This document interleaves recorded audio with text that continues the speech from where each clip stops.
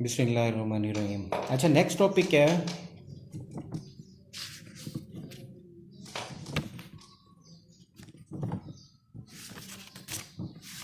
Specific performance of the contracts. अभी हमने पढ़ा कि कहाँ पे स्पेसिफिक इन्फॉर्मेंस नहीं होती। अब हम पढ़ेंगे जहाँ स्पेसिफिक इन्फोर्समेंट होगी, यानी जो तय हुआ था वो करना पड़ेगा। वो कौन से केसेस हैं? स्टार्ट में आप वैसे करेंगे, स्पेसिफिक परफॉर्मेंस क्या होती है, ये वो डेफिनेशन लिखने के बाद वही पहला पहले क्वेश्चन वाले कॉन्सेप्ट सारे लिख देंगे। उसके बाद आपने जिक्र करना है उन केसेस का जहाँ स्पेसिफिकली उन्हीं चीज़ों को इन्फोर्स करवाया जाएगा जो तय हुई थी। That very thing which was decided between the parties, कि वो रेस्पेक्टिव अपनी ड्यूटीज़ को फुलफिल करें। There is no other way. जैसे for example contracts in performance of trust. अगर ट्रस्ट का मुआहदा उसे पूरा करना पड़ेगा, उसके अलावा और कोई हल नहीं है। ट्रस्ट का मुआहदा, मस्जिद के साथ मुआहदा, कानून उसमें कोई गुंजाइश नहीं रखेगी, वो करना पड़ेगा क्योंकि वो पब्लिक एट लार्ज को फैसिलिटेट करने के लिए होता है। ब्लड डोनेशन वाले, हेल्थ वाले, एजुकेशन वाले, इनके ऊपर कोई कंप्रोमाइज़ नहीं है। ये सारे ट्रस्ट होते हैं। इसी तरह when no standard for the ascertaining damage, जहाँ पे डैमेज का अंदाज़ा ना लगाया जा सकता हो, जहाँ पे डैमेज का अंदाज़ा न लगाया जा सकता हो कि कितना डैमेज हुआ है, नुकसान कितना हुआ है। डैमेजेस तो वहाँ दिए जाते हैं, हर्जाना वहाँ दिया जाता है, कंपनसेशन वहाँ दी जाती है जहाँ एडिक्वेट हो, यानी काफ़ी हो जाए। यहाँ तो अंदाज़ा ही नहीं लगाया जा सकता कि कितना नुकसान हुआ है।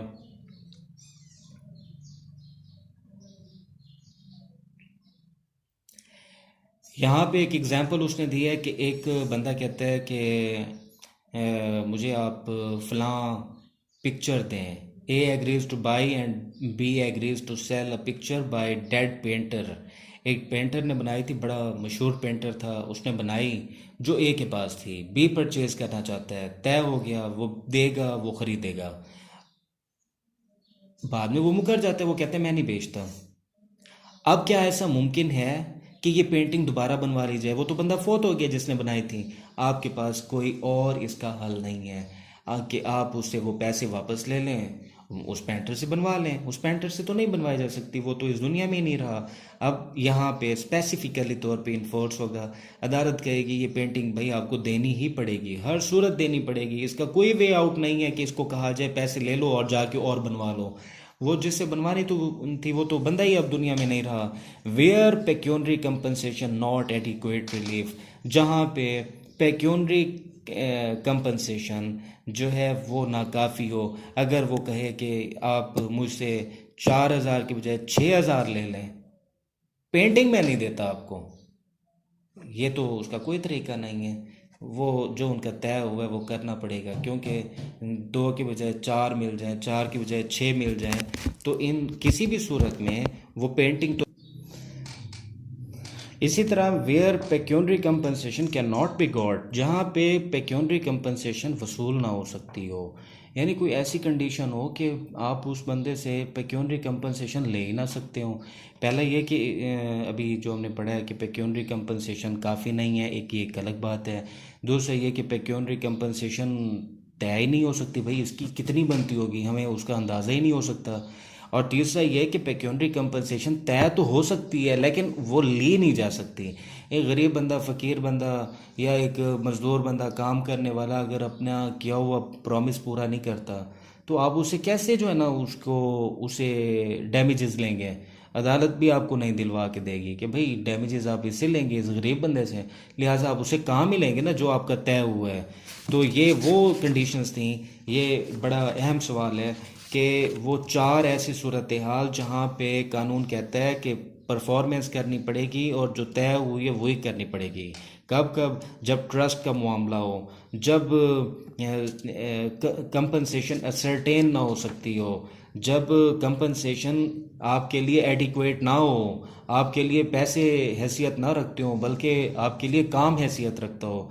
रोल नंबर स्लिप आपको यूनिवर्सिटी ने जारी करनी हो और टाइम पे कहें कि नहीं आपने दाखिला फ़ीस भर दी थी, अब आपको वो नहीं मिलती, आप हमसे पैसे ले लें। आप पैसे लेंगे या लॉ की रोल नंबर स्लिप लेंगे? डेफिनेटली आप रोल नंबर स्लिप लेंगे, क्योंकि आपके लिए रिलीफ जो है, सुकून जो है, वो आपको रोल नंबर स्लिप के मिलने से है। ऐसा नहीं है कि आपने 4,000 फीस पे की और आपको अगर 8,000 यूनिवर्सिटी वापस कर ले आप खुश हो जाएंगे, ऐसा नहीं है। इसी तरह जहाँ पेक्यूनरी कंपनसेशन वसूल ना की जा सकती हो तो उस सूरत में भी आपको अदालत वही रिलीफ दिलवाएगी जो आपका तय हुआ है। वो कौन से अशखास हैं? नेक्स्ट टॉपिक है persons against whom contracts can not B enforce specifically. वो कौन से अशखास हैं जिनके खिलाफ स्पेसिफिक परफॉर्मेंस जो है वो इन्फोर्स नहीं की जा सकती? Persons who can not be compelled to perform. पहले वो अशखास इसमें उसने जिक्र किया है उन अशखास का जिनको who can not be compelled to perform, जिनको नहीं कहा जाएगा कि आप स्पेसिफिकली तौर पे करें। Number 1, इनएडिक्वेट consideration. ऐसे शख्स को नहीं कहा जाएगा कि आप वो वादा पूरा करें जो आपने किया था, क्योंकि उसने पैसे ही पूरे वसूल नहीं किए उस काम के जो तय हुआ था। जब तक उसे पैसे नहीं मिलेंगे अदालत भी उसे इन्फोर्स नहीं करवाएगी। हमने पढ़ा था ना इक्विटी के असूल के अंदर, जब तक प्लेंटिफ खुद शफाफ हाथों के साथ नहीं आता तब तक वो इक्विटी के पास ना आए। Who comes to equity must come with clean hand. यहाँ पे एक बंदे ने पैसे पूरे दिए नहीं है दूसरे बंदे को सर्विसेज के, और सर्विसेज क्लेम करने आए हुए, अदालत ऐसे बंदे को नहीं कहेगी कि भाई आपने जो कि वादा किया था आप इसकी हेयर कटिंग कर दें, इसने चले आपको 200 की बजाय 5 रुपए दिए, आप तो करें ना अपना वादा पूरा। नहीं, इनएडिक्वेट कंसिडरेशन, उसे जो कंसिडरेशन मिली है वो नाकाफ़ी है। 200 की बजाय 5 रुपए मिले हैं, जब तक ये 195 और पूरे नहीं करेगा अदालत भी उसको नहीं जोर ज़बरदस्ती लगाएगी।